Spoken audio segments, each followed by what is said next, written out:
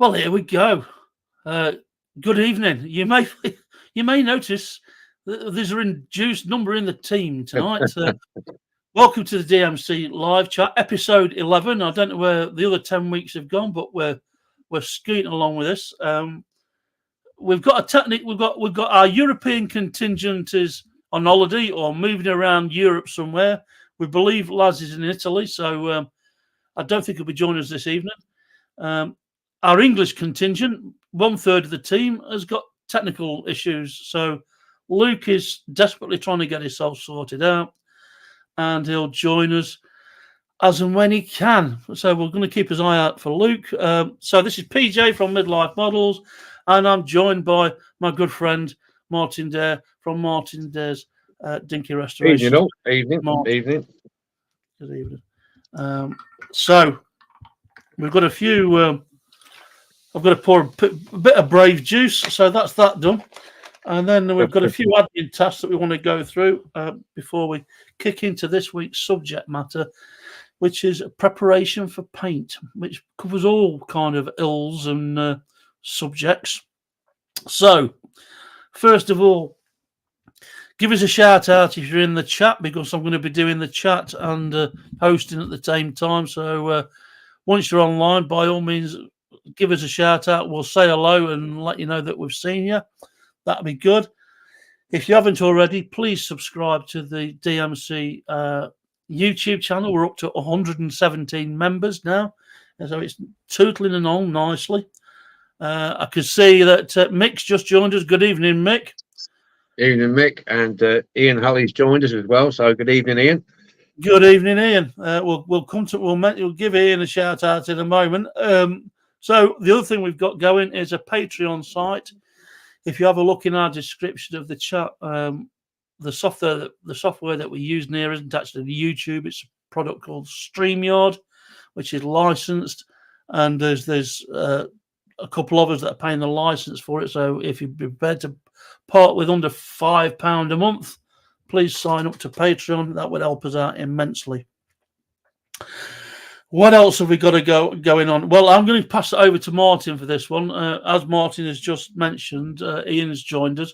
So, Martin, if you'd like to pick up the story with Ian, that'd be cool. Well, yeah, I'd just like to welcome him tonight, and thank you very much for the donation that you've sent me to of a load of bits and pieces and very useful parts and useful equipment and tools and such on and so like for me to distribute to the lads when we see them, which will be at Stafford on the 11th of August. Rather than split it up and post it, I'm going to take it with me, and the guys are going to have a look and dive in, Ian. So thanks very much for that, and fantastic donation, and thanks for your support. It's really appreciated. Thank you very much, Ian. It's a fantastic, generous offer, Ian. We most appreciate it. Martin showed us what you'd done last night, and it kind of blew us away a bit, to be fair. And we was wondering if there's anything we can do for you.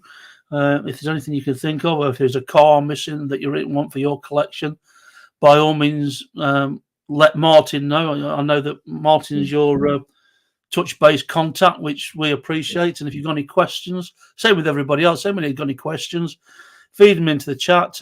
Ian, by all means, contact Martin directly. I think his picture's froze, but his voice is still working. Yeah, we seem to be having technical issues all over this weekend, one way or another.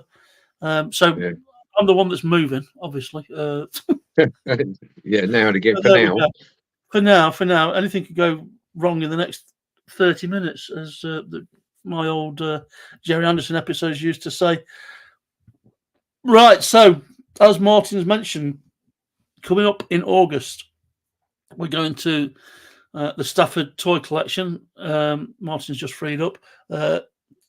We've done this, I don't know, for me and you, Mark, is this about the fourth time that we've done this now? Yeah, got to be, innit? Yeah, it's got to be fourth time, yeah. I didn't think, from starting the DMC, I'd never thought we'd get to this point where we've got people from all over the country joining up, meeting up. We've become fast friends, good friends, the community has exploded on Facebook. We're up to 354 members at the last count, which is fantastic. A lot of good. That's good. come via our members' YouTube channels that when they've recommended come and join us, like Martin does. So by all means, if you're listening and you want to come and join us at Stafford, you'll have to stand behind Martin. He gets recognised regularly now. It's quite interesting. It's so funny. It's brilliant. So there's that. And finally, from an admin point of view, although it's not the next challenge coming up, our next DMC challenge for August the 11th, sorry, August the 15th to 18th, we like to have our images in by the 15th, and our gallery video goes live on the 18th on our YouTube channel, and that for August is any Land Rover. So if you want to take part, any Land Rover. And then in September, we've got our Paint It Blue challenge. Now, the Paint It Blue challenge for the uninitiated is basically take a vehicle or a model or whatever it may be and paint it blue. There's no hard and fast rules. The only rule is paint it blue. It's not tricky. And we've got a Just Giving page set up. Although it's in my name, I don't see any of the money. It goes straight to Just Giving. And it's for the Alzheimer's Society. And over the last 4 years, we've raised over £630. So yeah, we've done well with that, haven't we? Yeah, we've done really well. So on behalf of the DMC, my thanks go to all the guys that take part in the Paint It Blue challenge, and thank you mainly for their donations. Right then, now that we've put all that to bed, it looks like Luke is still struggling. He's not reappeared as of yet. So what we're going to be talking about this week is preparing for paint. And me and Martin have just had a few minutes together and discussed what kind of topics are included in preparing for paint. So, being as Martin is the older statesman of the hobby, let's put it that way, I'm going to give Martin the option to go first on these topics, and then I'll fill in afterwards how I do things. So, yeah, Martin, if that's all right with you, Martin, if that's the way we can do it, that'd be good. Yeah, you can do it. Yeah. You know me, I'm easier. I'm fine. And when we get to the end, what I haven't mentioned is what we've done this week, but we'll do that at the end as a cleanser. So let's do it that way. Yeah. All right, buddy, take it away. Yeah, I'd just like to say to remember that this is how I do it, and not, it's not the rule. I find my own way of doing things the same as everybody else does. That's imperative, because some people can handle things differently than others. So there is a few guidelines, but ultimately you'll find your own way on what you're doing and where you are. If we're talking stripping paint, we'll start off with stripping the paint first. I think we covered some about in the last session, but we'll just quickly go over it. There is a couple of different methods. You'll find your own which you're happy with. You can use caustic soda, or you can use your paint strippers. Whether it be, there's all various amounts of liquid paint strippers out there. You could use all the gels or whatever they call them. You can use, you probably experiment with some, and you'll find some better than others, which you'll prefer. Caustic soda, I would suggest, if you're going to use caustic soda, you must follow the safety rules, especially if you're not used to it, because otherwise you can cause yourself some serious damage. Eye protection, hands protections, long sleeve shirt, whatever, just to keep yourself safe. I know sometimes in my videos I don't do that, but I've been doing it for a long time. So don't do as I do as I say. Right, that's the rule. Yeah, remember that. Righto, Governor. Caustic soda doesn't always work. It doesn't always work. It works very well on the older Dinky and the older Corgis, but as paint's progressed over the years, some of the modern stuff, it struggles. it struggles to get the paint off. So you might end up putting it in caustic soda and think, oh, it's hardly touched it. Especially reds, yellows, some things like that. You'll put it in and it'll be boiling away and nothing will happen. And you think, oh, flipping it. You'll take it out and it's hardly touched it. Don't keep putting it in and out, because the chances are you'll start to break the casting down, and you'll start getting divots in it and stuff like this. The best thing is take it out, give it a rinse off, and put it in some paint stripper and leave it in overnight. That way it should get it off. I don't know what it is in the paint with it. The impact of the caustic soda just doesn't pull it off. So that's one thing. Obviously, with the paint strippers, the gels and the pastes, they will sting and they will burn if you're not careful. So there again, wear your gloves and eye protection, because you get splashed with that, it can stick to your skin and it will sting. So really, they're the things. Caustic soda. You're going to use a glass jar. I see a lot of people use glass jars. Be very careful with a glass jar, because it can explode if you're not careful. And that's the worst thing to happen will be your glass exploding with caustic soda, because you get some serious damage. I use mine in a tin or thick plastic container, and do it where there's plenty of ventilation as well, either outside. I mean, I use my airbrush spray booth, because it's got an extractor fan on it and it extracts it straight outside. So to me, they're the things you've got to be careful of. Really well. Regarding once your paint is off your car, I always dip mine in cool water to rinse off all the debris, clean it off, give it a brush down in the cool water, or I call it a rinsing tray. You can put a little bit of soapy water in it if you want. That gets any sort of residue off. Dry it down with a towel or a cloth, and then you start the process of water brushing. Yeah, right. So we'll take a pause there. Luke, can you hear us? Mate, got me. Good evening, everyone. Thank the Lord. My phone had a drop it in the sink, so it's playing up with the speaker. So I'll get it on the insurance and get a new phone sent out. All right. You all right then? Sorry, Martin. How are you, mate? You all right? I've got a question from Ian Ali for you, PJ. I can't read the whole text, Ian, because otherwise I have to turn my phone off. So I'll get the first few lines. So if you keep your comments short, then I can read it all. Otherwise, I've got to turn my phone off this. He's asking PJ. Ian's a Jerry Anderson fan. So there you go. He's a Jerry Anderson fan, and he wonders, was it just the diecast you collect, or do you collect other memorabilia for Jerry Anderson? Well, it was for those that don't know, we have a tavern on a virtual pub. It can be a bit boisterous. It's a bit like Fight Club, a virtual Fight Club for diecast collectors, on a Friday night on Facebook, where we all get together in the same fashion. This is more civilized. We have to keep it clean, else YouTube will ban us. But we have this on a Friday night, and we call it the Tavern. And I was talking I can see Kev is in the Kev from Kev's Banger Races is in the chat. This will come full circle. Before it sounds like I'm ranting and rambling, but this will come full circle in a moment. Good evening, Kev. Good evening, Play Apps. I'll come back to you, Kev, on what you've just been saying, and I think we've already said hi to Mick.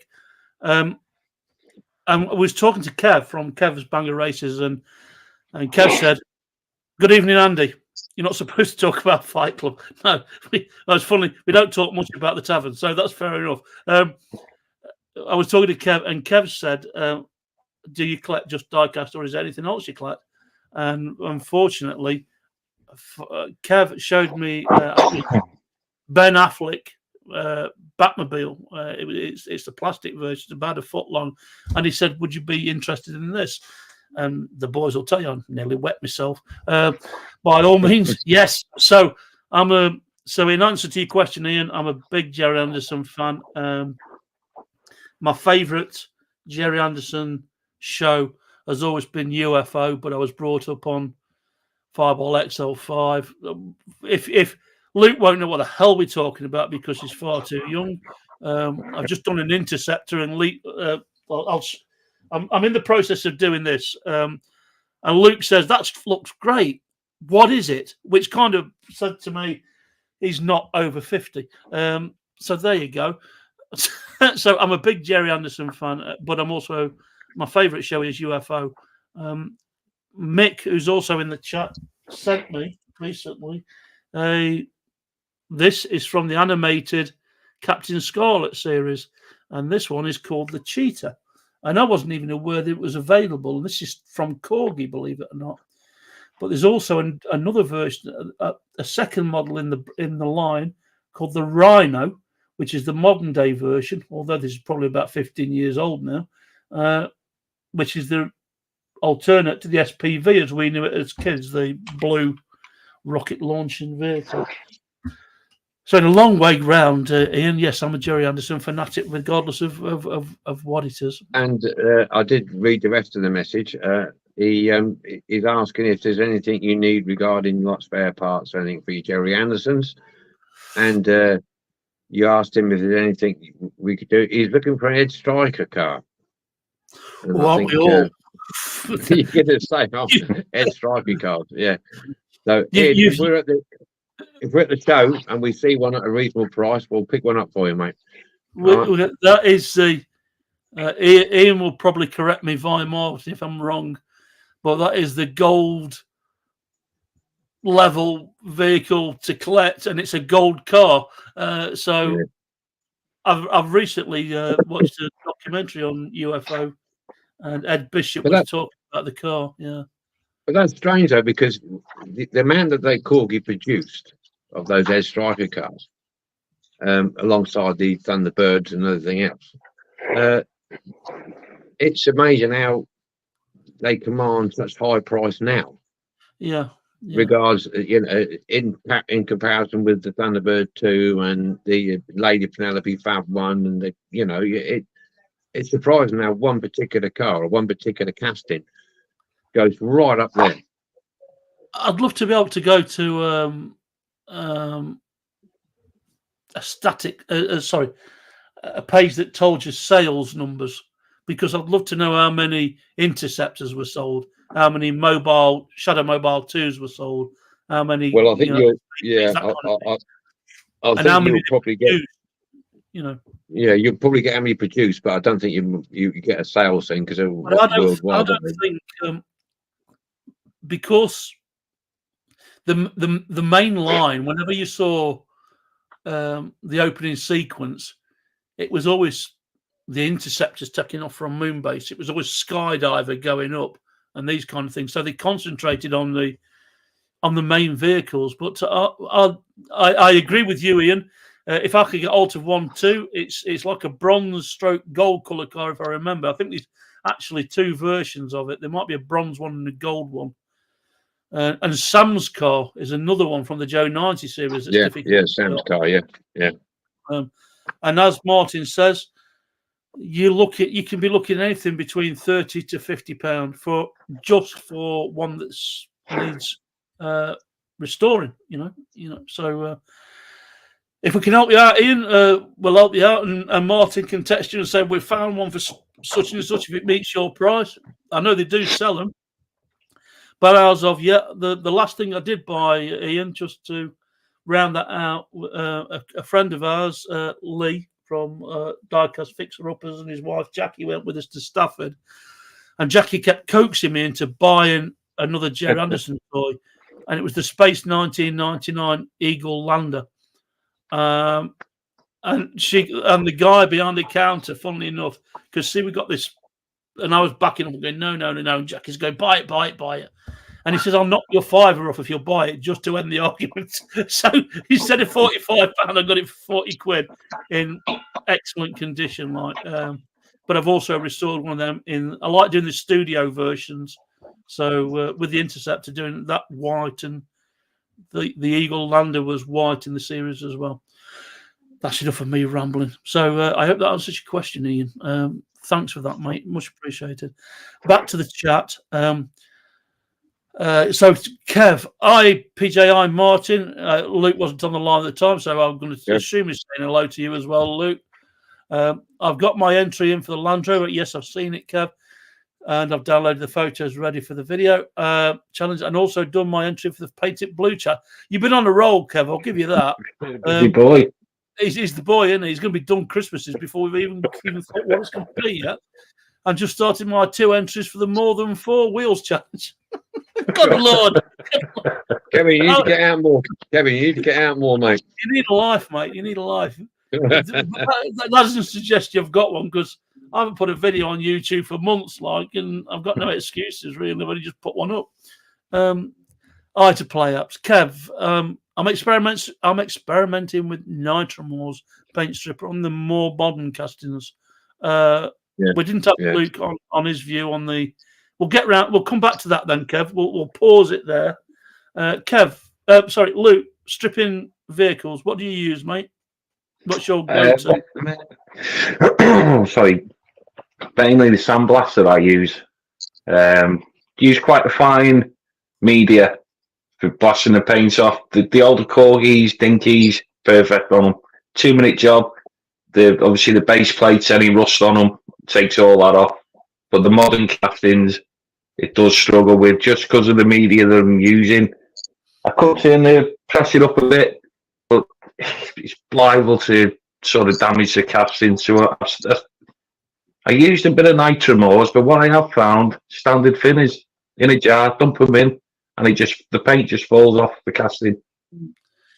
That's something I've not tried that. Yeah, I've not tried that. Is that cellulose thinner? Yeah, just the same thing. Cellulose standard thinners. Like, you can get a gallon of it for about £8, and it's reusable as well, because it actually doesn't even discolor the finish. You can sieve it back through, and it's still usable, still really clear. And you get that from the car shops, yeah? Yeah, the Alfreds will sell it. Yeah, definitely. They will sell it. You can go to these little. I'll be careful what I say here, because I'll get myself in a world of trouble. We can go into these little DIY shops that are on the shop front, on the shop store fronts nowadays, and they sell thinners. You can go to a lot of these little shops, and they sell a load of products that are not available in the mainstream supermarkets and places like that, and garages. Yeah. So thin. The one I have found is caustic soda is very difficult to come across. If you've got a regular supplier, that's great. Or if you can get it off Amazon at a good price, that's great. But it's very difficult to come across as just buying a 1 litre or a half litre, 500 gram. I found with the caustic soda, I go to Home Base, and I tell you a funny story. I went into Home Base, and I wanted caustic soda. I normally get 3 or 4 bottles, half a dozen bottles at a time. Yeah. Well, I mean, it's the max strength. And I took these half dozen bottles to the counter to pay, and she said, "No, can't have them." I said, "Why not?" She said, "You might do yourself some harm." I thought, I'm going to stand there and drink it. So, of course, I've got pulled up on cans of iCoat by buying 3 cans at a time. So the lady said, "I'll have to ring the manager." Yeah. And it turns out I was only allowed to have 3 bottles. That's it. So, 3 bottles is going to do the job. It is, well, it's 6 bottles. But yeah, Home Base, you can get the caustic soda, but be careful if you're going to buy it somewhere else, because read the label, because some of it is a drain cleaner with caustic soda in it, and it's nowhere near as powerful, and you'll be wasting your money. I think we may be talking about along the same things. I've got a bottle in the wardrobe. There's a yellow bottle and a white bottle. The white bottle is caustic soda. The yellow bottle, as Martin quite rightly says, is the mix of the drain cleaner and caustic soda. Yeah, and you're looking at 3-4 times as long. It will still do the job eventually, but you're having to do it 3 or 4 times. Now, that being said, them little bottles, Martin, I went up to a full-blown garden and DIY place, and I think I mentioned this to you, I found another version of caustic soda, and it was explosive. It was really, really explosive. One of the tips that I did pick up from Michael, who's may or may not join us, Michael in Gravesend, Australia, was put the caustic soda in first and then the water, not the other way around, because it will, as soon as you start dropping that caustic soda into the water, it will spit at you, and it's a violent reaction if you're not careful. Yeah, it is. Yeah, and also I've started to. I'm not going to mention channels, but there was mention of foot-long and jars. I've stopped using them. I've now got a plastic tub, which is about 4 inches round. It's purely plastic. It probably holds straws or something like that. And I'm using that in conjunction with caustic soda and water. And it's not got a mark on it. It's really well. And that was just from Sainsbury's. In their own brand for about £2 or £3. So, one thing we haven't mentioned is cleaning chrome parts, stripping chrome parts, and the way that I strip chrome parts is with Mr. Muscle oven cleaner. Other people may have various ways of doing that, but that works really well. As you've got to put it in a sealed tub. Put a face mask on, for God's sake, whenever you use any of these products. Get your window open, rubber gloves on. It isn't keep it away from your kids, out of reach. It's all lethal stuff if you're not careful. I can't think of caustic soda we've covered. Paint stripper. There are various brands of paint stripper. There's like an environmentally friendly version of paint stripper. I don't know how powerful that is. I've got some called. It's called Foos. It's called Foos. It looks like emulsion paint when you open the lid. Right. It's biodegradable. It does the job. It does the job. It does the job. Nitromos, just lately, they've took the really strong chemicals out of nitromos, and it's not as powerful as it used to be years ago. At one time, years ago, you could put it on, it would go, beautiful job. But nowadays, apparently they took some of the chemicals out of it. Right. Why? I don't know. It's not as strong as it used to be. Let's put it that way. A lot of this stuff is lethal stuff to use. You're not. Is it meant to be used for the Diecast? Whatever works, how many times have we come on a weekly basis and said, "I found this product that does this"? Yeah, but it's supposed to clean sewers. And we use it to strip paint like. So heaven forbid. It'd be interesting to see, Kev, if you can hear me. What kind of result you got with the Nitromors paint stripper? Andy, I'm just going to clear some of these messages up if I can. Andy, you're not supposed to talk about Fight Club. We never do. Mick's laughing his head off. Andy's Garage, Diecast Restoration. I've got something for you, PJ. A TB2. Ooh. Don't get me started again. Play apps. Did you like the 2005 CGI Captain Scarlet series? Well, play apps. That's where the cheetah comes from. Give me anything, Jerry Anderson, I'll swallow it up.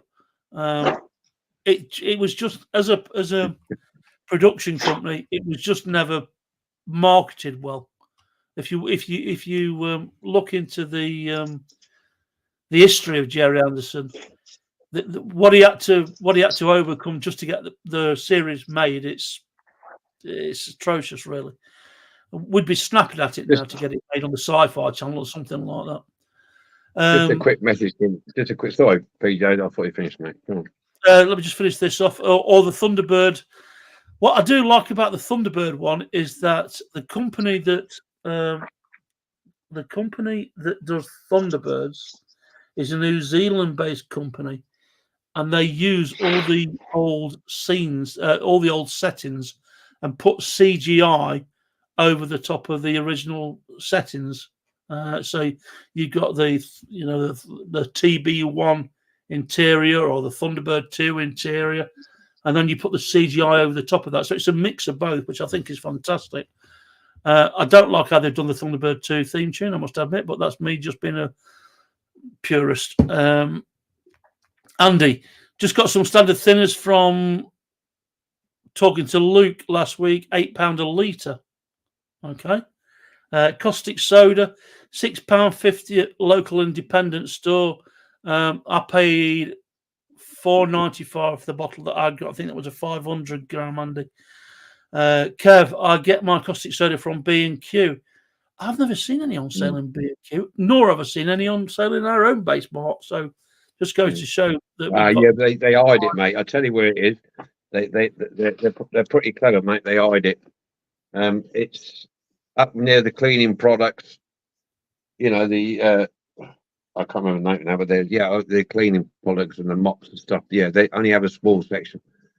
Just a quick one before we move on. Ian Ali said that his experience with caustic soda on a Renault 16, the caustic soda didn't work, so he tried a paint stripper. That didn't work, so he set fire to it, and it didn't end well. It turned into a pile of powder. which I could well imagine it would. I hope that was a diecast Renault 16 and not a full size, Renault. That's persistence for you, isn't it? I mean, I don't know about you, Mark, but there are times where you'll put it in caustic soda, that don't work. You'll put it in paint stripper, that'll work to a certain extent, but there's always that flake. Yeah, it's almost like it's super glue. It ain't coming off, whatever you try and do, Well, I'll be honest with you. I had the same for that XJ220. I'll tell you, that struggled to get the paint off. I really did, and that being so big, and there was so many nooks and crannies inside it. I had toothbrushes and grubbing brushes on it, and picks and shovels and all sorts to get the flipping paint off that. But it did eventually come off. Yeah.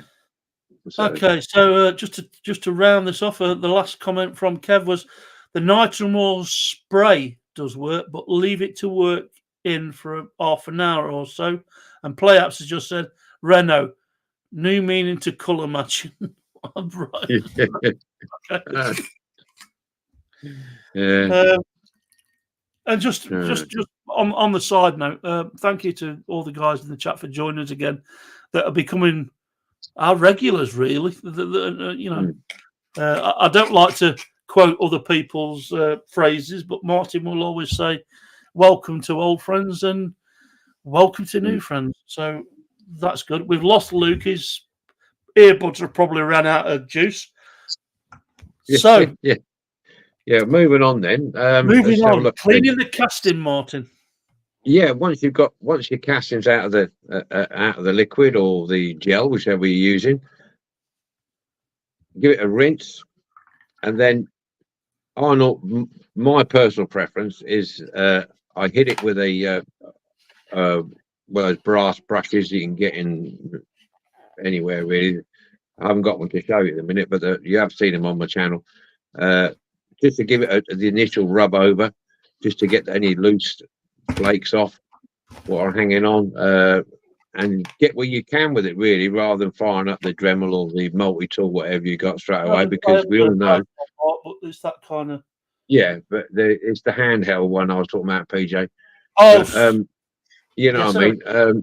Because as we all know that those the wire brushes on these that you get now, to use in your Dremel or your multi-tool, they're bits of flipping wire fly off everywhere, and they end up a week later, you're sitting on the sofa watching TV, and you go, "What's sticking in me?"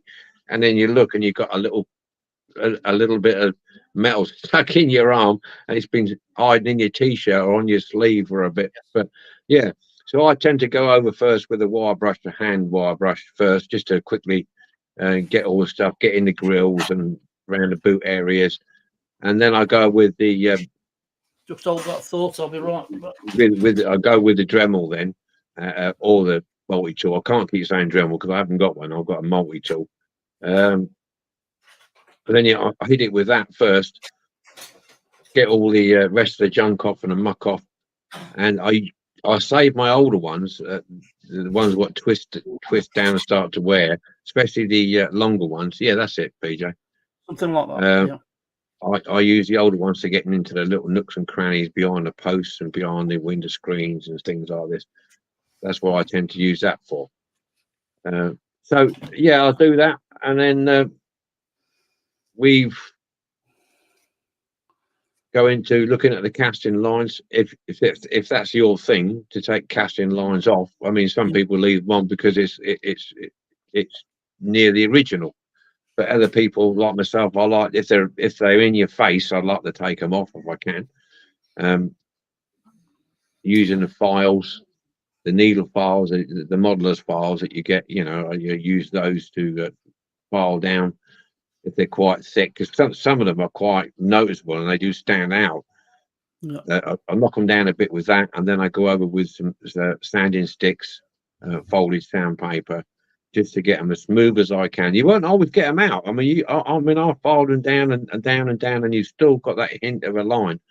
You don't want to go too far because you'll end up misshaping the body, but you do get them. But that's one of the main things that I like to do is try and get rid of some of the casting lines if I can.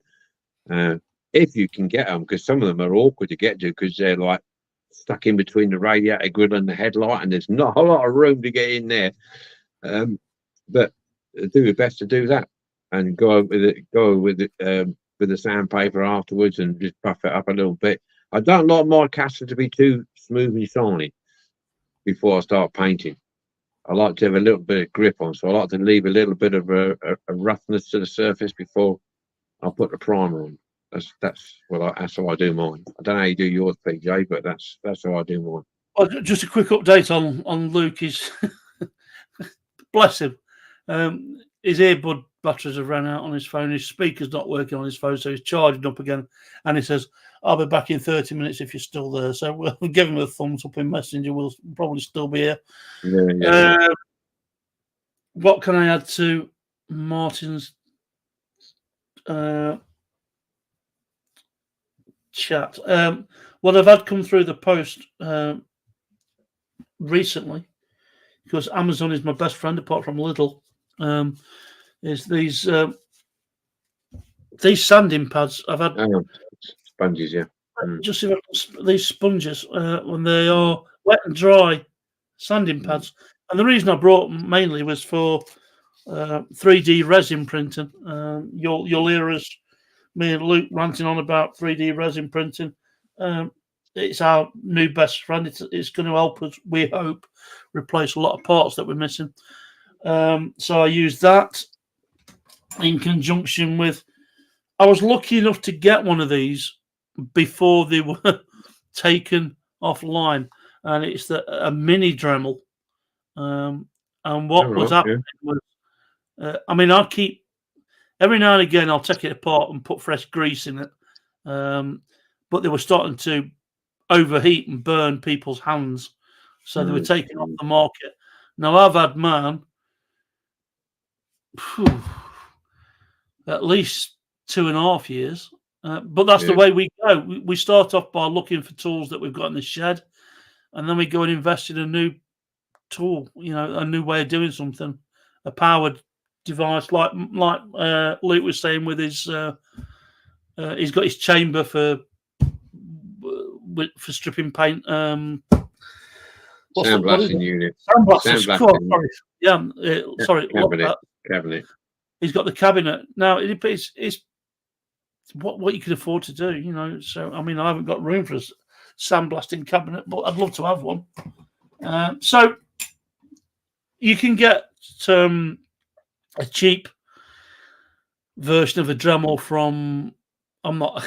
People will say that I keep punting and marketing for Lidl and Parkside, but you can get a good Parkside cordless powered tool, and they come with a really good kit every now and again. The $12.99 carousel of bits. I'll let the boys know whenever I've been down to Lidl what's come out. I got one the other week when you mentioned it. Yeah, they should be paying me a bloody license, marketing fee by now. But there you go. What else? So yeah, I agree with Martin. Like I said about these brushes, you can get them in a set of 3. There's a plastic brush, a steel brush, and a brass brush. And everything that we've talked about when we first talked about these things was a couple of years ago, and they've got the surprising. I think Mark said they were $1.99. They're now about a $5 from home to pick up. So stuff does go up. You know, caustic soda's gone through the roof. Yeah.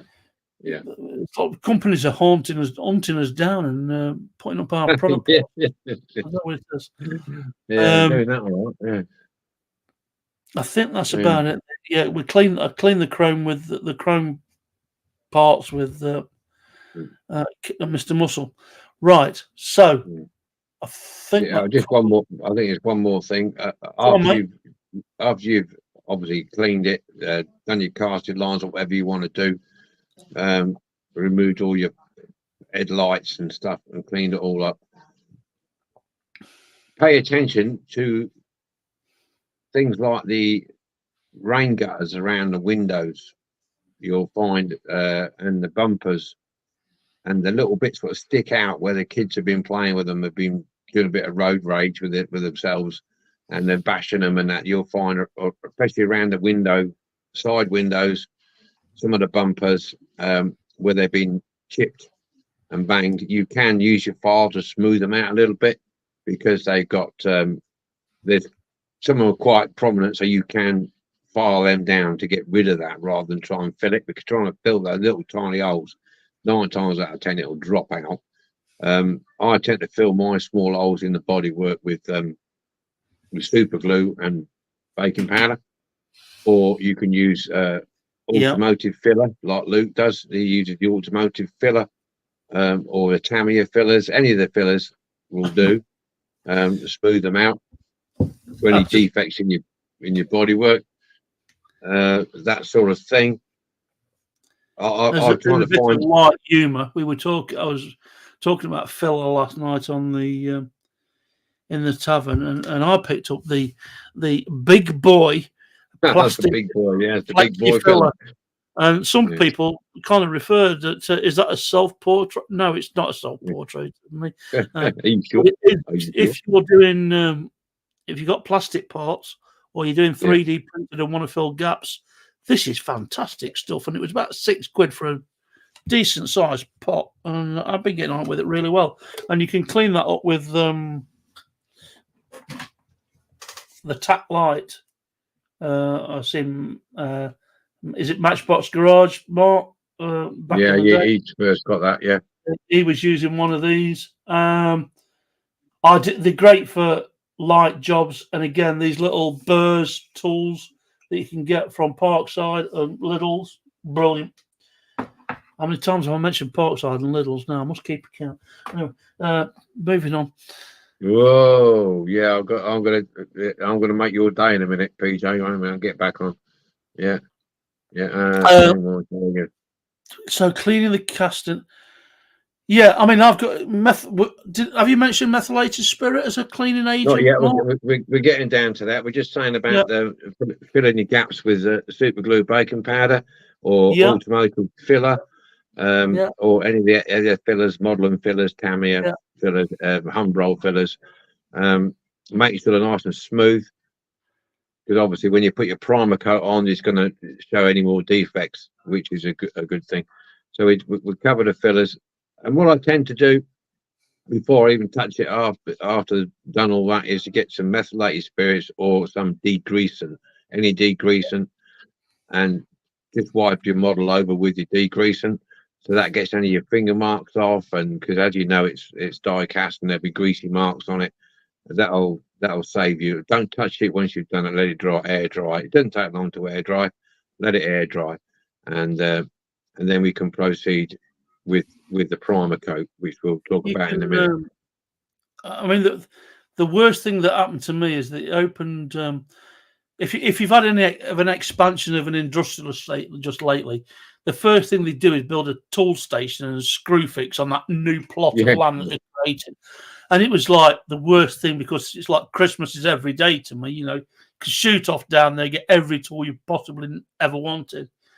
But they do these plastic tubs of cleaning cloths, and you can tear them off. There's like 100 sheets, and they're really good for wiping your models down. Because if you don't, if you put primer, well, it's usually primer, it will show up when you haven't wiped, and the paint will just fall off. You need a clean model. You need something to key to, and you need a clean model. Yeah. I don't know if you like to leave a smooth surface on your models, Mark, or do you No, I like to use something, get a bit of grip. I don't like them polished, shiny. No, I've had some bad experiences doing that. Just quickly before I forget, Ian Hulley said he's going to make your day now, mate. I'll tell you, he's going to make your day. He has got a screen worn shadow uniform patch. Yeah. What? Yeah. So he's willing to let you have it, but I'm gonna mail him your address. Okay. Yeah. All right. So there you go. That is, Ian. I don't know what to say. That sorry, I'm caught by surprise. It took me off. Wow, that's thrown me a curveball.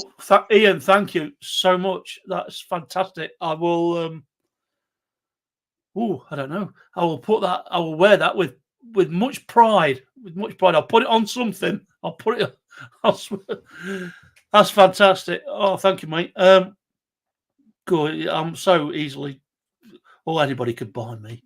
Anyway, cleaning the casting. So we've talked about methylated spirit. We've talked about cleaning rags, soap and water. You know, soap and water and a good.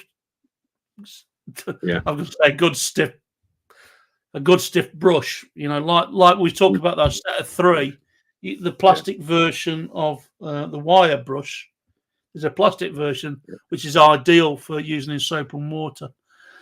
I will say to people who use the Dremels or the multi-tools, I mean, we're talking to people who know anyway. The people who are watching will probably know what they're doing anyway. But if anybody does in the future watch this at a later date, who's a beginner or wants to know something, then if you're using the Dremel or the multi-tool and you're cleaning up after caustic soda, wear a mask.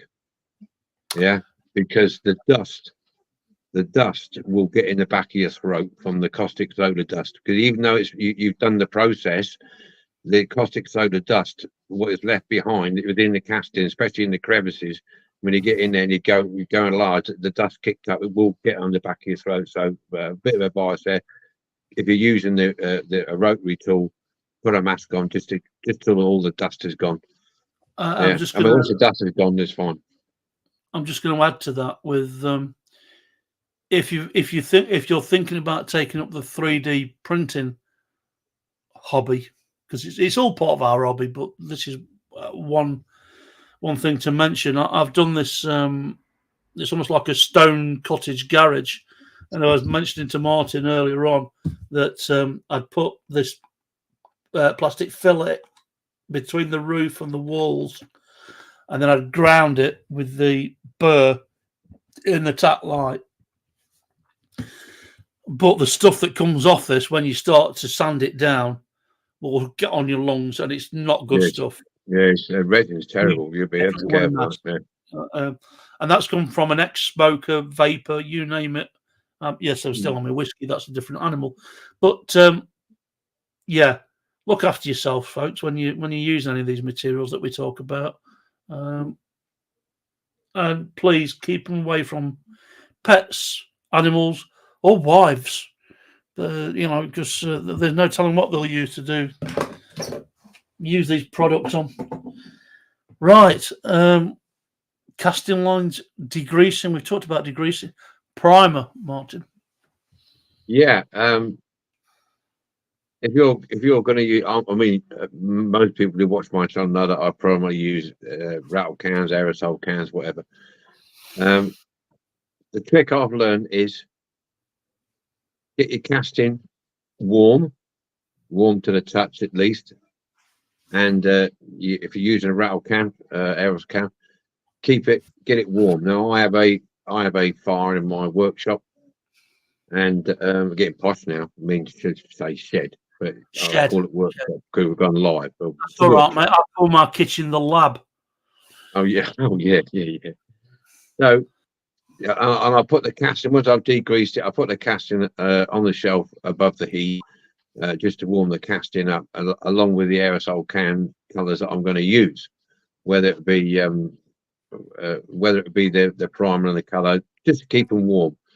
Or if you haven't got that facility, you can put it over a radiator to get the casting warm, or you can put your aerosol cans in a bowl of hot water, just to warm the paint up. But basically, because if you're going to spray over a cold casting, it won't end well. It's not a good thing.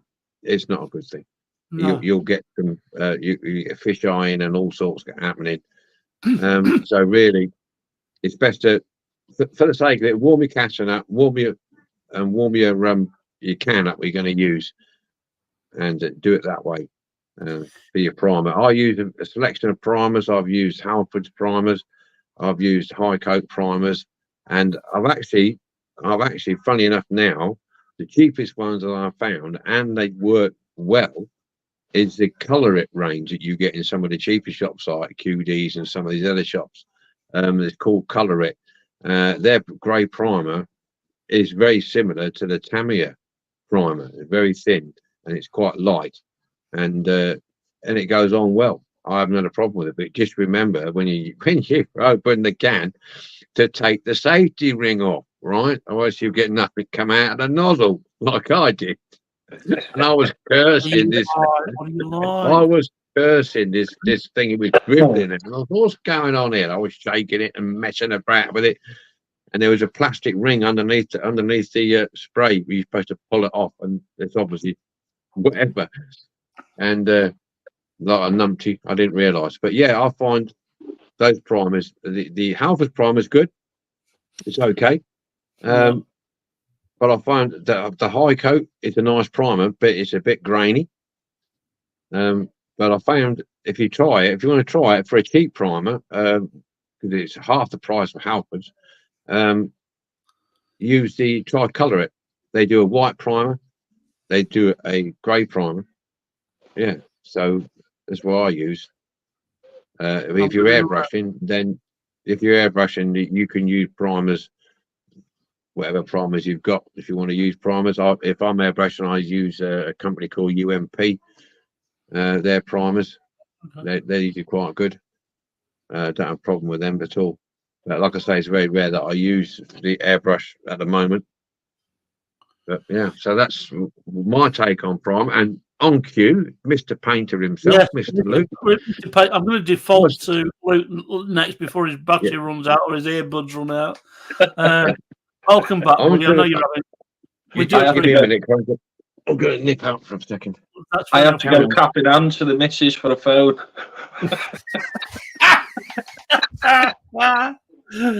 It can only happen to us, can't it? The technical stuff we go through on a Friday night. It can only happen.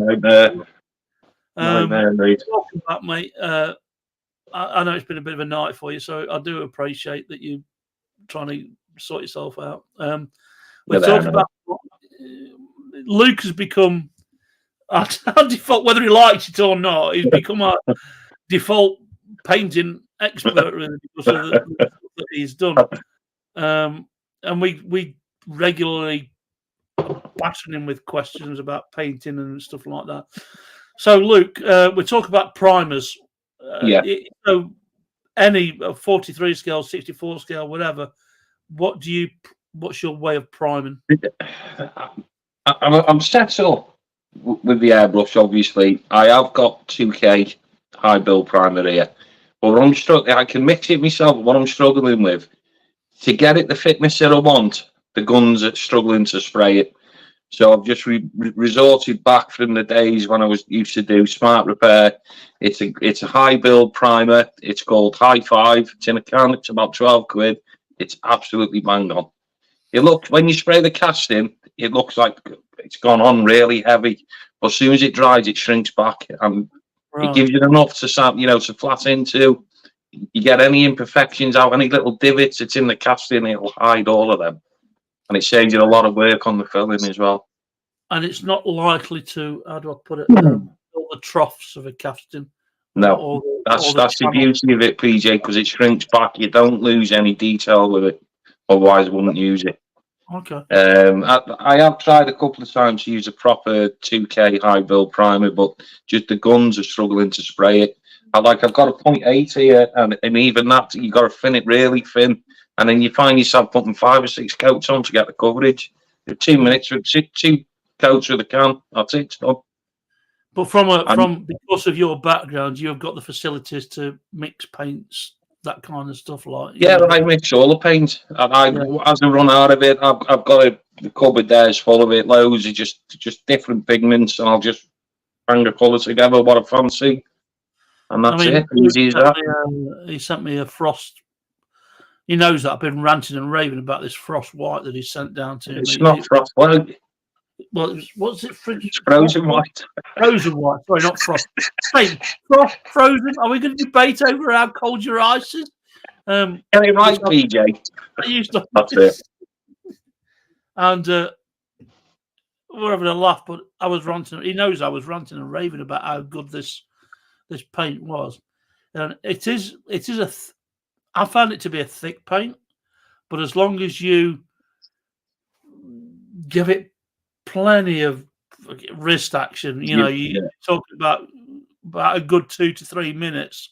Our friend Michael came up with the old putting a bolt through a bean can or a tin of beans, put it into a drill, and putting the can in the bean can and put it on vibrate or whatever for a good couple of minutes, and that would really mix up the paint can.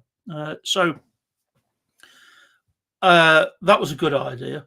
But this stuff, when you've got it bob on to spray, it covers really well. So I will not knock play apps. Let it go. Frozen. Bless him. We've lost him again. Mark he's frozen again. On cue, talking about frozen. He's frozen. No, he's back. He's back. There you go. Now, he's not having a good night, the boy, ain't. Bless him. He's trying. Yeah, he's on the coffee. He's on the coffee, isn't he? That's what it is. Yeah, keep me away. Anything else on primer, Luke? Before the thing, I don't know how many of you do it. I always flat the undercoat. I don't know whether I think you do, Martin, don't you? Yeah, I always flat the undercoat. Yeah, you've got it. I watch loads of Diecast restorations on YouTube, and there's not many people you see flattening them afterwards. Like that undercoat, it's got, that's what it's there for. It's to take the imperfections out of it, whatever you're working on, whether it's a casting on the car or on a motorbike panel or whatever. That undercoat is there is like that barrier for you to rub into, especially after it's trace coated, to remove any imperfections. If you just spray it with the undercoat and then just put your top coat over it, you might as well just spray, not bother with the undercoat. You might as well just spray straight over the casting. So a question then on that, on behalf of other people, what grade of wet and dry are you using? Because we're always talking of a pretty small model. I use 800 little rubber block. Perfect. Yeah. I use about that. Anyway, 6 and 8, something like that. Yeah. I find also that you have to be a little bit careful with it because of the fact that I always keep away from edges. Yeah, I rub through, Martin. I rub through all the time, but 99% of what you were trying to get out's gone then anyway. So if you rub through, it doesn't really matter. It's only a model at the end of the day. Yeah. If that was on a real car and you rub through into metal, obviously you'd have to blow a bit more paint back over. Just only for the shading, it'll alter the colour of the paint. But when you're working on a little car, it doesn't matter. And also, I find also that it once you've primed it, you can see any of the we were talking about the casting lines or anything that you've missed where you should have filled, where you've missed it, the primer will pick that out. So if you, when you've got your bare metal, it's shining and reflecting in the light and what have you, and you think you filled all your pinholes or whatever, or you just repaired a window pillar and you think it's okay, and then all of a sudden you find you put your primer on, you think, oh, flipping heck, I've missed this or I've missed that. So it's always worth doing that. And then you can rub that down, refill it or whatever you want to do to it. And then that's the beauty, man, of that high 5, that high build primer. I use them little pinholes in the casting, it fills them in. And like if you trace coat it up afterwards, just with a little bit of black, I use just satin black spray, just out once the undercoat's dry, and that just gives you a visual then when you're rubbing the casting down and just rub it all off. It's perfect then. Okay, when I first started, I was using the Tamiya extra thin grey primer, which I still rate as a really good product. The trouble with Tamiya, as anybody knows that uses it, it's bloody pricey. You know, it's very expensive. Very expensive. It's quite expensive. On the back of talking to Martin, I went very much down the iCoat range until I think we both come across the Alfred range, and I must say the Alfred grey primer is brilliant. It's really good. I did a model today where I used an Alfred's grey primer, an iCoat white primer, and an iCoat red primer. So it's a mix and match, you know, whatever works for you, really. But I do. If some of them are thicker than others, I agree with what Luke's saying. And if Luke's, I'm tempted to have a go, Luke, at some point. If you sell a can of that primer, to have a go with it. When we go up to Stafford, I'm bringing a lot of paint down. I've got something handy. I'll get Martin some, and I'll grab a few cans of this high build, this high 5, and you can all try that and see what you think of it. What I do find is if you've I'm looking forward, Luke, to having to go with his little pads that we talked about. They're good there. Good. Because I've already got the knock on the interceptor on. You would not see it very well, but already, DJ. Have you done that? I looked at it and there was a chip. I swear to God, there's nobody else. I live on my own. That has got chip by me looking at it. You know what I mean? He's the only person I know who's got a poltergeist in his house when chips his paint when he's not there. That's what it is. You know, I shouldn't have. When we have the tavern on a Friday night, there's no. I realistically shouldn't have a model within about 15 foot of where I sit, because I do enjoy my Friday nights. Let's put it that way. But I do agree, Luke, that flatten it down, even if you score through to the metal, by which if you flattened it down enough, that outer coat of paint should be level with the metal that's coming through anyway. But the other thing is, PJ, if you don't flat that paint is going to flake off anyway once it's dry. It will chip off really easy. Yeah, I mean, I have to hold my hands up and say there are many a model where I haven't flatted down after priming.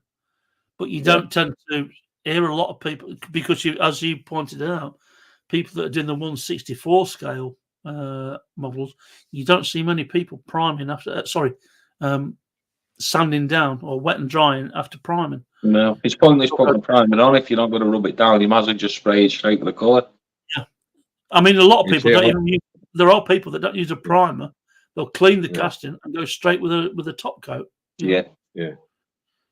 I mean, we're talking about top coats. I mean, we won't go into it today because that's a different subject. But we're talking about rubbing down. I usually rub down if I get any like orange peel effect. I usually wet sand my coat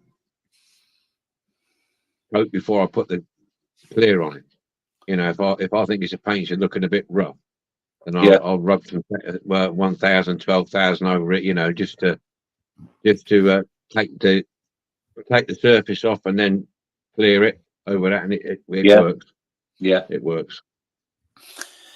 Okay, so we've covered casting lines, degreasing, a primer. We were going to touch on top coating because we covered airbrushing as well. The top coating was going to be our last subject, Martin, that you're not going to get away with, even if you want to try and put it off. So, top coating. What about the alterations you're doing? Well, there is that. I mean, It is before you even get to undercoat. All that's got to be done. Are you?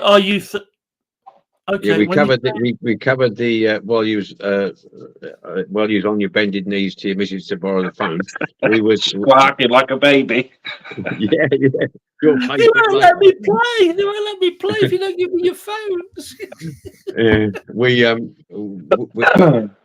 We touched on the casting lines, filing them out, sanding them out, a bit different ways of filling any gaps and stuff like this. But if you've got anything to add, Luke, you carry on, my old friend. You carry on. It's just. I think it just brings up the point where I think I know where you're going to go with this. So when you talk about alterations, you've worked on, or we've both worked on our new toy, the 3D printing, where you've come up with arches and extensions to wheel arches and bumpers and that kind of thing. So yeah, go on, mate. Yeah, I can't reach it. Printing the arches, stuff like that. Especially with the wider ones on the Escorts, I think I put them on the VW bus. Once the arches are on, obviously I've got to lower it then. So there's the alteration on the base plate with the suspension, and then you've got it's no good sitting there. You've got to grab one and show. Hold on, I'll have to move the phone a little bit so I can get up. Yeah, it's all right. We can wait, mate, because it's worth the wait. The work that you put into it. Look how he's got his magnifying glasses hung up on their own hook like this. Oh, yeah. PJ. We don't slum it here, mate. Little Beetleborgs. Look at that. That is. We pride and joy, that is. So obviously, I lowered it to the alteration to the base plate as well, slightly underneath, just to get these wheels in. And then the arches on the casting, especially the back ones, I had to file all these up so I can get the wheels in and sitting as low as I wanted. Obviously, all that's got to be done before any undercoat goes on it anywhere. And then there's a fitting of the arches and the mock up again, make sure everything's fitting right, and then onto the build. So you'll please correct me if I'm wrong. You took an existing 3D plan and took out of it what you needed. What I wanted. The kit for this was a 164. I've scaled it up to a 143. Yeah, and I've got some news on that. I'll show that in a minute. Talk to you about that. Yeah, yeah. Just to carry on from what Luke was saying, what I tend to do, dry fit all the bonnet, boot, and doors before I prime it. Make sure that they fit. I think the Ford Escort with the tops of the door frames, where sometimes they get pushed in. I think it's the Ford Escort and the Zephyr Zodiac with the 4 doors that open, making sure that the window frames fit within the. Otherwise, after you painted it, you don't want to trying to push your doors in. Yeah. And stuff like that. I always find just run the file round with it a little bit tight, just make a bit of room for the paint. Yeah. Because when we get into top coating, which it looks like we're going to have to. Well, you're not going to get off that light, Dare. Sorry. Yeah, well, go on in. Go on in. He thinks it's going to be a quiet night, but no. It's the same for myself personally. For what I do for the restoring and stuff like this, same thing. I make sure the casting is warm, or warm to the touch, not boiling or anything like that. Warm to the touch, and make sure my paint from the rattle can is warm because you get a better flow. Making sure I always clean my nozzles on my aerosol cans. Once I turn them upside down just to give them a quick spray out, and then I get a Q-tip with a bit of thinners on and just thin around that nozzle area, because otherwise you get a paint build up around there. You don't get an even spray. So I tend to put the casting above the on the shelf for the heating purposes, along with the aerosol can, and I do very, very light coats, because obviously you can't control the air like you can with an airbrush, which we'll go into in a minute. But regarding, you can control it up to a point, depending on how hard you press down on the trigger, but it's a little bit hit and miss.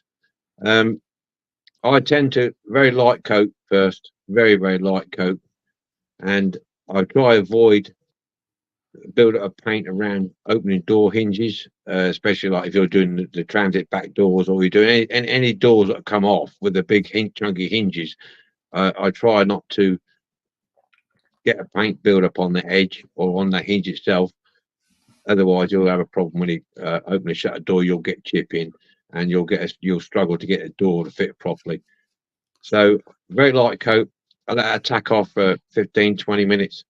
Some of the paints dry quicker than others. The high coat does, and the Halfers does quite well. Some of the other ones like Colorits, and some of them you should get from some of the other department stores, a little bit longer. To be on the safe side, half an hour, 20 minutes, and then I'll go on it again, a second coat, and then the third coat I'll go on like a wet coat. I just want to say how desperate Luke was to get back on. He's even given me a countdown in Messenger of how long it's going to be, bless him, before he can get back on. So, love you to bits, brother. God bless you, Governor. That's fantastic. I'll be on in 2 minutes. I think the three of us, we love doing this. I know that Lazi does when he's here. So we really enjoy doing this. So, Playapps. I'm going to get the name wrong. Is Playapps Graham? I might be wrong. I think it is Graham. Right. Graham, you're asking which type of mask or respirator that you can get. I'm going to say this is a very touchy area, because it's all down. I've got one here. Do you want to grab it? Yeah, go on, mate. Yeah. You're talking to a health and safety expert here now, so watch it. Well, I'm currently studying the NEBOSH course, but prior to that, I worked in the manufacturing industry. So is that a 3M? Is that a 3M? No, it's a cheapie. Right. Yeah. Okay. So do you want to? Well, I've got the spray booth, but you'll be surprised what kicks back out of it. It's not. Although it's a big spray booth, it's still got a lot of overspray kicking back. So always wear the mask. So do you want to? That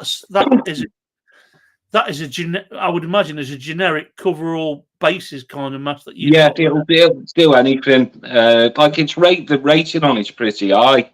The beauty of this, the what we call wet filters ease, but it's got the dry patch over the.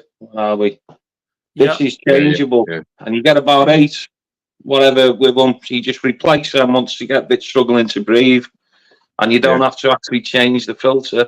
You'll get about, if you look after it, you'll get a good 2 years out of that filter. So do you want to tell us, can you pass on where you got it from and what kind of price they were? Amazon, I think it was 20 quid. Okay.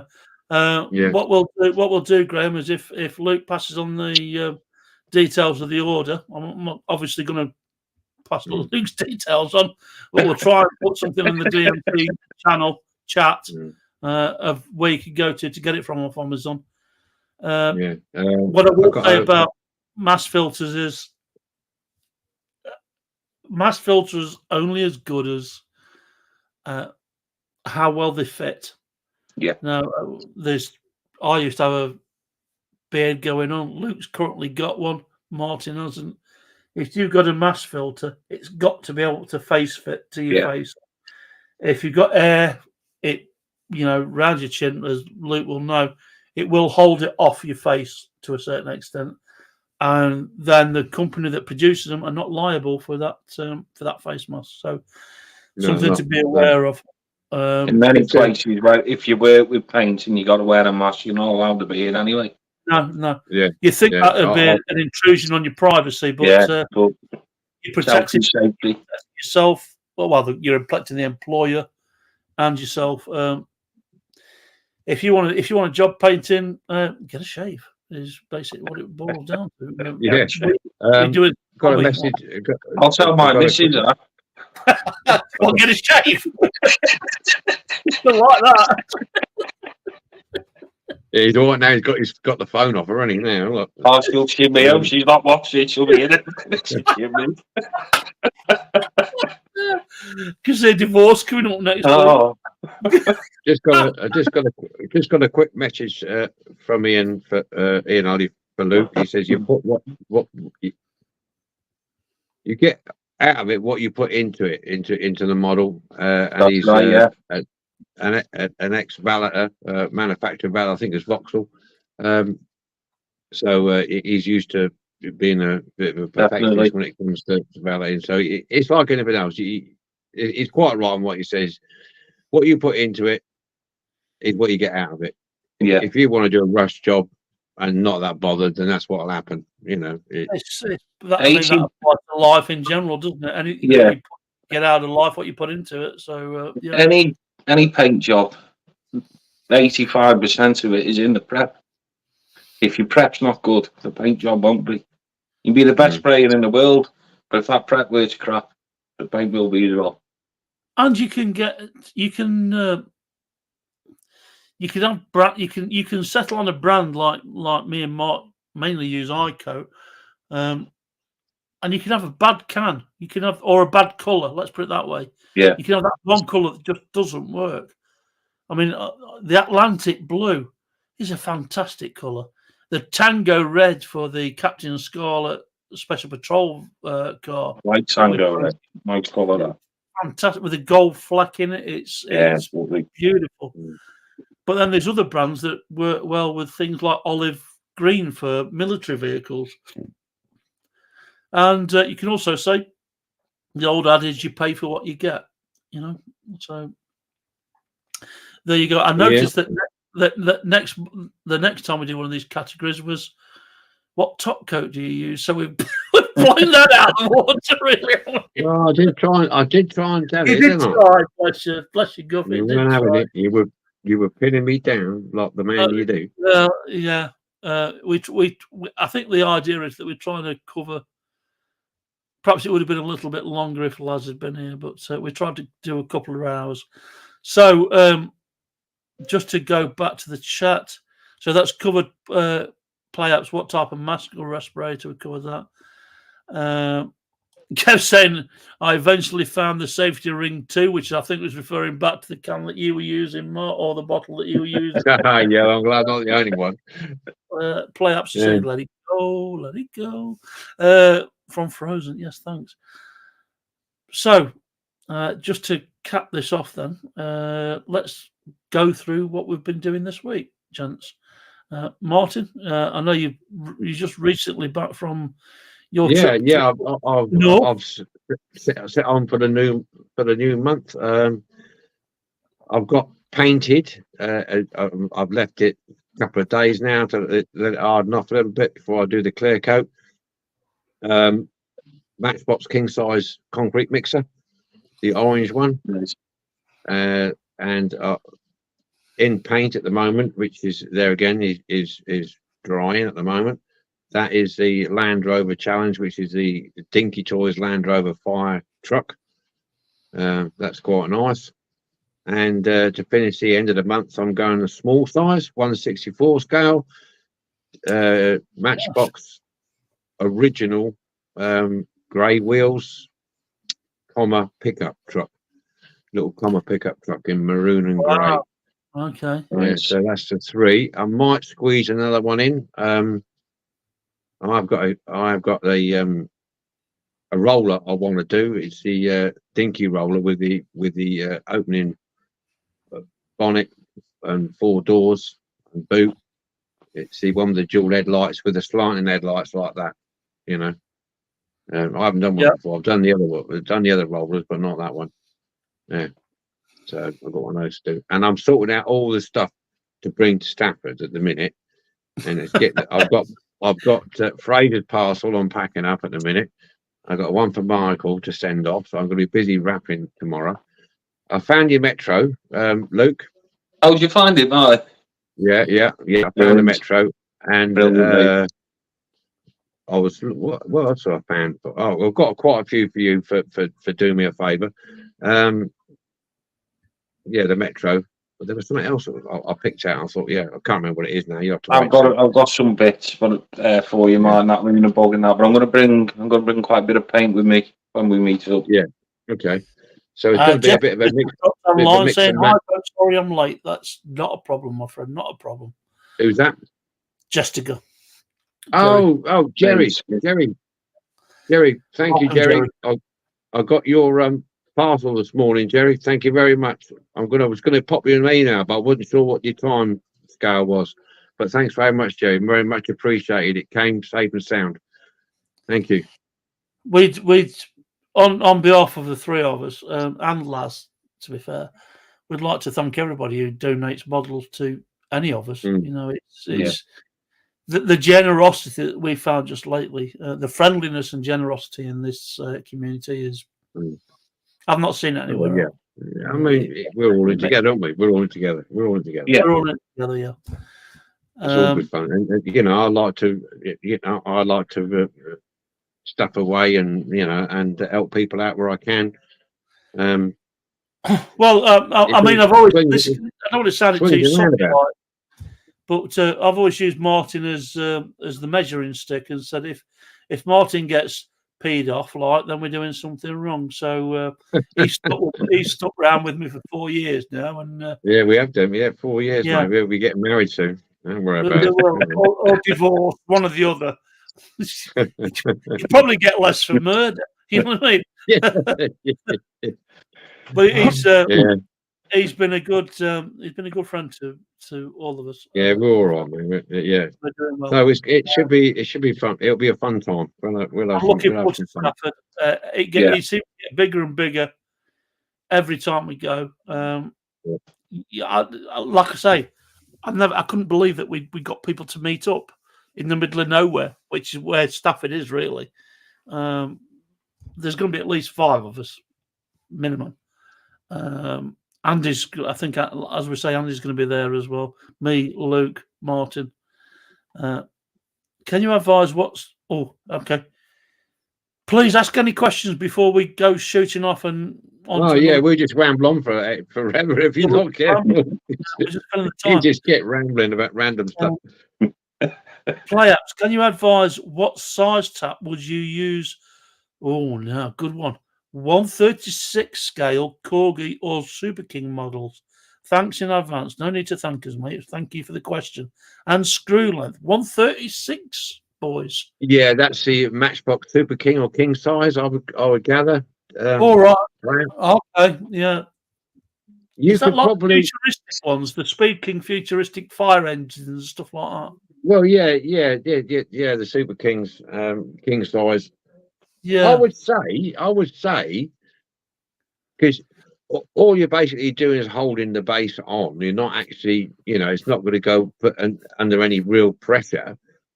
I haven't tried it as yet, but I would imagine if you use the same as you would do the 1.6 drill and the 2mm tap, and use the screw. I would use an M2 by 5, go a little bit longer, rather than shorter. Could I use an M2 by 3 or 4? You can go 5. Yeah. And if the base plate hole is quite big, and you can put a washer underneath it, and that would probably work. Or failing that, if you wanted to go down the riveting route, you can buy the rivets, the pop rivets, all the different size boxes of those, all different sizes, and you could try that. Use one of those rivets out of there, which is what I would probably do if I hadn't got a tap. I would probably get the mixture. You can buy them packets. Well, I've got all different styles of rivets in, pop rivets, and just knock the end off that and use one of those rivets. But I would try the if you've got them. You know, don't go out and buy them when you haven't got one. But I would try the 1.6 and the M2 screw, because and if your base plate is quite big, I would just put a washer on it just to see if it works. If not, go down a pop rivet route. Try that. I think with the there is another option, is the 1.7. What I've got here is Parkside. You owe me money. You must owe me money by now. Parkside. What's that song called? Parkside, isn't it? Parkside, yeah. Blur. So I've got that's the drill bit that I use, and that is a 1.7. I think I mentioned to Luke about some taps off Amazon. And did you get them? Yeah. No, I found a better way of doing it, PJ. All right. There's no need for that, is there? Right, it's a bit steep. It's a bit harsh. And then I've got a 2.3 tap or an M2 tap. But what I find with the 1.7 drill, it's easier to thread than the 1.6 is really tight. That's just what I find. The 1.7 puts a fine thread on it. And whatever way you do it, depends how you drill the post in the first place. If you've got a plastic base, and you use something, I haven't got one to hand at the minute, but you use one of the bird tools that's got the ball on the end of it, it might leave a bigger hole than what you started with. Yeah, you need to be careful with that plastic. What I'm getting at. I will back Martin up with the. If you can stick with one size, but then and then get away with it by putting the washer on. So I've got a pot of M2 bolts. These are M2 befores, I think. They're not bolts; they're screws. But no. A screw has got a point on the end. A bolt does not come to a point. Did you not know that? Oh, look, it's Mr. Yes, you're carrying on. He's kind of right, but he's wrong. You stick to walking your dog. Yeah, you could go down. Do you want to tell you what to do? Go on. You don't need to tap it. I've got round all that now. You just put a lump of glue on it. No, I've got a M2 screw, Martin, not bolt, PJ. Yeah. Now, whatever. I went to my dad's. My dad's got a ruck of really old drill bits there. I found one that's slightly smaller than my screw, and I mean it slightly. Yeah. You're using tappers. Honestly, they just screw in and they bite up as sweet as a nut. Yeah. No, don't have to tap it. Perfect. I can't tell you what size the drill bit is. There's nothing on there. Probably metric or something. I don't know. If it's your dad's, I would say it's probably an imperial one. Well, it's probably my granddad's actually. Yeah, it'd be an imperial one. It works absolutely bob on. You can go down the route of what Dinky did and put a self-tapping screw in if your post is wide enough. You know, like the four transits. It depends on how strong your post is and how fat your post is, where you get away with a self-tapping screw. Yeah. But if you've got the gear, try the 1.6, 1.7, or if you've got some imperial sizes, get one a little bit bigger, like obviously Luke's got from his granddad, and you can try that, because I know in the States they use imperial still. Yeah. If you notice on some of the American videos, they go into 16ths and 8ths and stuff like this. You know, so have you? I've just got a quick question for both of you, unprofessional people. Have you ever been able to put a nut on the end of a screw? Yeah, I wouldn't know. Yes. PJ. No, you haven't, have you? Yeah. No. Yeah, of course I have. Of course you have. Back Fred. off. You can Back off now. you can put a nut on the end of a screw. Of course you can. Of course you can. In my screw box, when I go looking for a screw, there's always a nut stuck on the end of the bloody screw anyway. Amateurs. Jerry said, awesome. Thanks, Martin. Thanks for your help. Thanks, PJ. Thanks, Luke. You're more than welcome, my friend. Jerry saying, I hope I'm getting these names right. Please forgive me if I'm not. I find the exchange of information more valuable than it's like the governor's frozen. No, he's still there. No, it's video. Still there. I find the exchange of information more valuable than anything. Well, in that regard, that's what we're here for. If that works, that's the result for us. Yeah. As long as you can understand what we're talking about, that's what it's all about. That is what the community is about. If you can't understand, Luke, just send me a message, and I'll. PJ, you said nothing, aren't you? No, Ringo, carry on. There's no. Careful what day it is. It's Saturday, not Friday. Friday. Yeah. This all goes back to him costing me money. It's all good banter. Right. So, where are we? So, we're going around the table. So, Mark can't show us anything because his video's frozen at the moment. No, I'm here. No, you can hear you fine. Your video's frozen, mate. Okay. Luke, what have you been up to, son, this week? I've had nothing on the bench this week. I've been working on the diorama that's sort of the backdrop for my videos. So I've done no restorations. Now, the beginning of the week started quite well. I started printing off little doors. Oh, yeah. Little doors to go in the garage. Done a ramp the cars are going to sit on. Let me see them. Yeah, nice. Yeah. I've done all this Monday. Obviously, there's a little engine crane there. How fine that is. That's there's lovely little detail on the little hook and that's on there. Not focusing. He would, wouldn't he? Has it got a little engine in it that goes up and... You know what? I have got a little engine somewhere. That's what's going on it. Not that you'll see it. But the detail on that is absolutely amazing.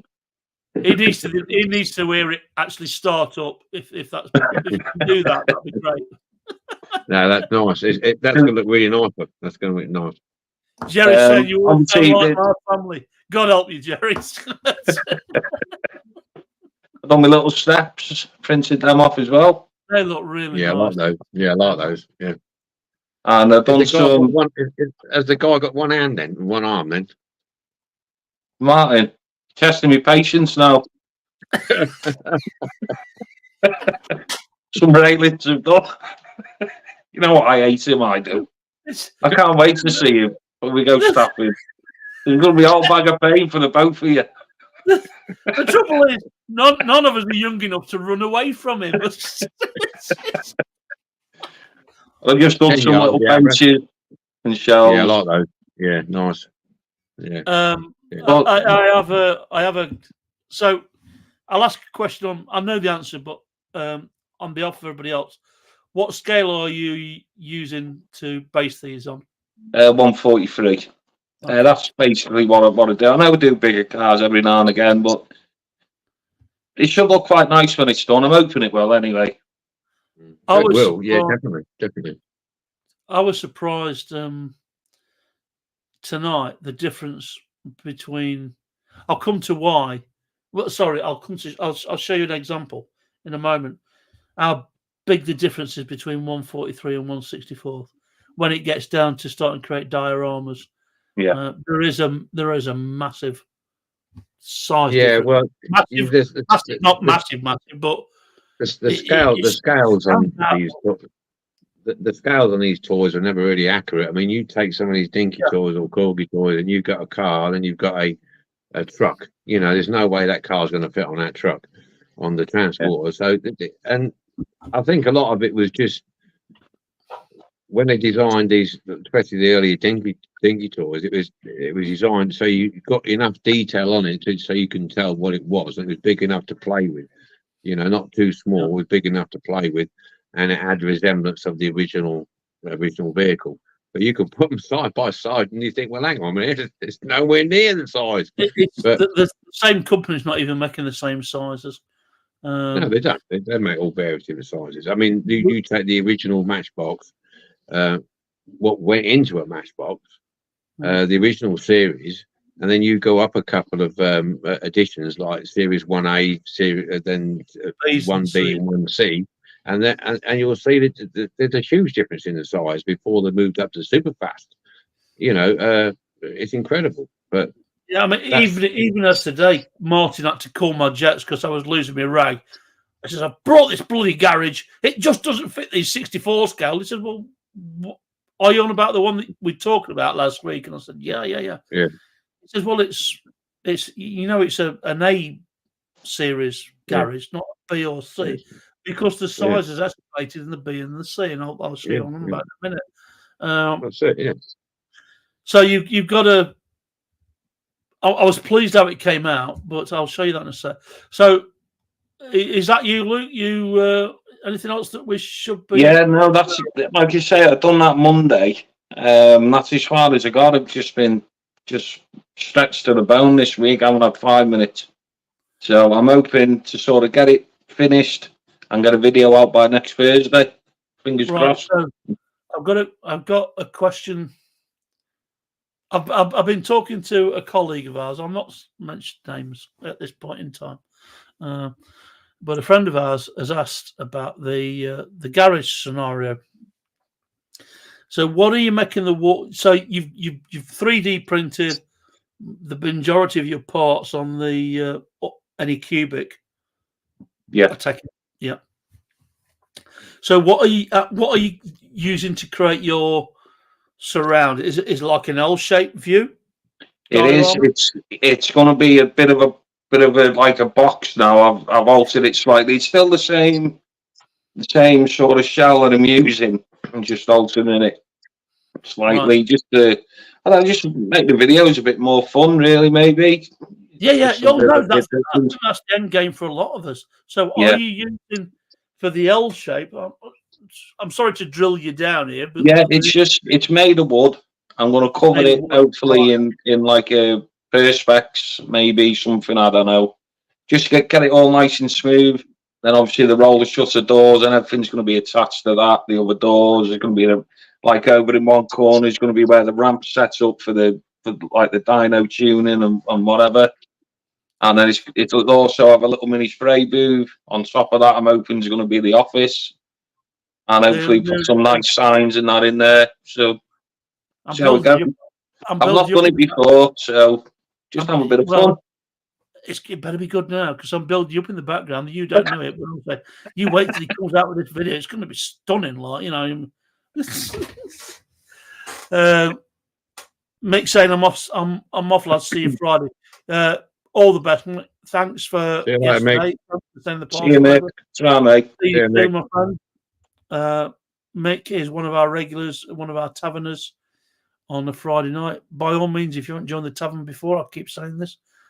If you've got a brave sense of humour, come and join us. You're more than welcome. All you need is a PC, a webcam, and a microphone. Although that itself can cause problems, as I tend to lose my rag. Just need your missus's phone. That's all you need. To borrow somebody else's phone or have a bit of IT knowledge. So bring a 6-year-old with you that tells you how to use a phone. Right. So we touched on what we've done this week. So the discussion about the 1/64 scale garage is because of this. This is the A series or Pack 3 accessory garage. And I said to Martin, I brought that bloody garage we were talking about. Rah, rah, rah, rah, rah, rah, rah, rah, rah, rah, rah. And he says, that's the A series. And I said, yeah, what's your point? Because as I do, straight to the point. And he said, well, not all 64 scale cars are going to fit in it, because I tried several cars and the arse end of the car stuck out the doors. And Martin's saying, well, it's an A series garage for an A series 64 scale, and they are completely different sizes by about 6 or 7 mil in length. So that was, I did this in one day. I managed to get through this in one day. So I got this off eBay. It was knackered, and I replaced the. I got the replacement doors, sprayed it all up, got it done today. So that is now. Yeah, that's nice. the car. Yeah, it's opening That's up. the car it will go in. That's a car that it will go in. Yeah. That's the number 33 Ford Zodiac. I'm also looking at something like the original. Go in the garage, PJ. Go in the garage, PJ. Go in the garage. So they're the grey wheels that you were talking about earlier on, weren't they? Yeah, grey or black wheels. The early Matchbox. So I've got a Morris Minor with the grey wheels, so I'm going to give that a try in there. The other thing I've been doing this week is, because me and Luke can't get enough of the 3D printing just lately, I managed to do a cottage style or stone style garage 3D print, which took a while, and it's been filled with plastic filler. I'm not going to show you I've shown you the plastic filler already. And a friend of mine says, "How much are you selling them for?" I said, "Well, I hadn't even thought about it." So there is a bob or two to be made on printing stuff. Yeah. It's a little bit too. If I was going to base it on a 143 scale, it'd probably be a double garage. So there was that. I don't know if Andy is still online. I did show Martin these earlier on. I did ask Andy Bourne, this is, if he would bring me a Thunderbird 4 up to Stafford so I could take some pictures of it and measure it. And what I've been able to do since talking to Andy is the yellow one is the original, and the one at the front is the 3D version. Luke, I'd like a little bit of your input on. That's smart, that is, PJ. Well, it is and it isn't, because you know how you said you can take. Sorry that my fingers going up and down a little bit. You may notice that there's a slight difference. There's almost like a sweeping brush on the front of it, like a Zamboni. And the light. because I scaled it down, the front end is so thin it won't print. What I tried to do was to just take the front end and bed it in using Tinkercad into the front to make it part of the whole, and it still wouldn't print very well. So a discussion to be had offline. But if I could fix that front end, quite happy. If anybody's missing Thunderbird 4, quite happy to print. I've been doing. Send them out. I've done some wheels for you today, Martin. Oh, nice one, thank you. And I printed a load off, stocking up to go with my draw. Good man. And I've also got the 3D print file for doing this garage.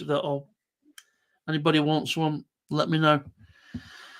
What else? So I've shown them the Captain's File, the mix center. Got the Interceptor. Oh yes, one other thing. Airfix quick build. I did a Airfix quick build. I haven't done one since last year, and that was the quicksand custom Jeep. So did that. That was good fun. There we go. Play app TB4. Play apps TB4 looks really good. Thank you, mate. Appreciate it. I just need to have a word with my mate here and just fine tune it a little bit to see if I can get the front scoop sorted out, and then I'll be happy. I think it's because we took up. I don't know about you, Luke, but if you take a big model a big plan, and scale it down so small, some of the supporting structure becomes that thin that you lose the structure. I had the same today, PJ. I'm doing a double build soon. It's two of the transit Mark II transits, the milk floats they are. One I'm turning into a camper with a proper camper back on it with the nose over the front of the cab. The other one I'm turning into a pickup truck. Now I printed one of the sides off for the camper today, and it was just all ripple bowed. That was to do with because I use a heavier structure on it, but because the heavier structure takes them wider apart, there was sagging in the middle. So now I've got to combine heavy and light structures in between them. So it's a learning curve. Now, I know what I need to do now. So tomorrow I'll have an hour, set it up properly, and off it'll go again. The only thing is, it's an 8-hour print just for one side. Well, it is frustrating. I mean, we're fortunate, I guess, in so much as a lot of the prints that we do are scaled down prints. You know, we're trying to do 143 scale, 164 scale, whether it be some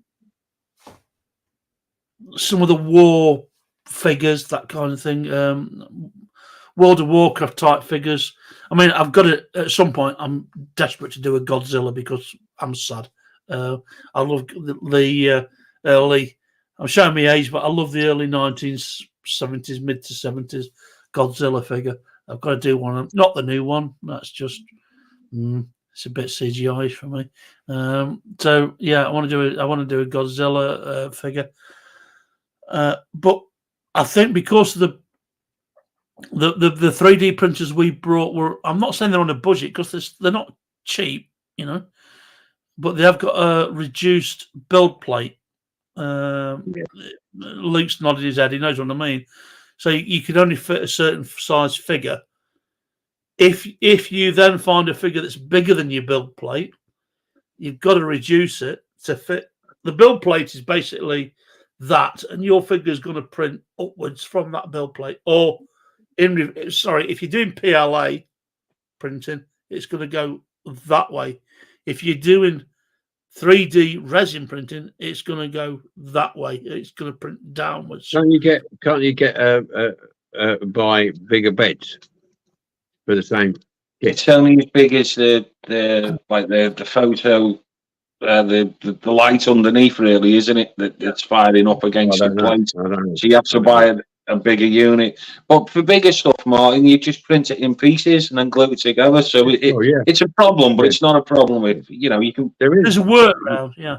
There is a guy, I can't remember his name now, who did a 3D printed Morris Marina in blue. Yeah. We're not going to be doing that anytime soon unless it's huge. Seriously, it's huge. I've seen it. Yeah. I've seen people do full-size models of stuff like that. But you've got to, I mean, them 3D printers, we're not talking about 200 or 300 quid. We're talking about £2,000 or £3,000. Like, the big old printers, like the print bed is massive, so it is what it is. But the difference I've found between PLA, knowing what I know now, I wouldn't have brought a PLA printer. I would have brought a resin printer. They're so much more. I was worried when I first bought it. I thought it was going to be a right worker, to get round everything. Absolutely dead easy. Dead easy. I don't think the printing is the issue. We're talking about having a chapter just on this subject matter anyway, going down the line. And it may be that this is a filler episode because we've covered the top coating, so we may have to bring 3D printing in whether we like it or not. Martin might decide to go on holiday that week. yeah. I'm going to Spain. Yeah. But I know that Michael at Gravesend Australia, Diecast Salvage, has got the same. Has got the same 3D printer that me and Luke have got, and so has Pete at PB Restorations. So there's 2 in Australia and 2 in the UK that have got the same setups. And the idea was if we could, we're still learning. Let me get that out there. But me and Luke have already had discussions about sharing plans and this kind of stuff. Even if we set up a shared OneDrive where we can upload our files to and share files with people. Play apps. PJ, you said the Captain Scarlet, Rhino, and Cheetah. Google Corgi, Captain Scarlet, Falcon. I'm taking it. I'm gonna take a stab in the dark here and say the Falcon is the new version, is the animated version of the Angel jet fighter. I'm looking play apps when we go to Stafford to see if I can actually see a Captain Scarlet Rhino, because until Mick, bless him, sent me the picture of the cheetah, I didn't even know they existed.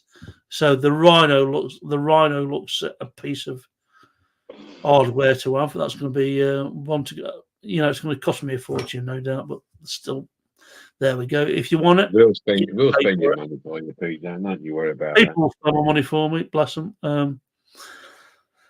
Right, so we're about covered it, haven't we? Thunderbird 4, Captain Scarlet, Jeep, a couple of 3D models.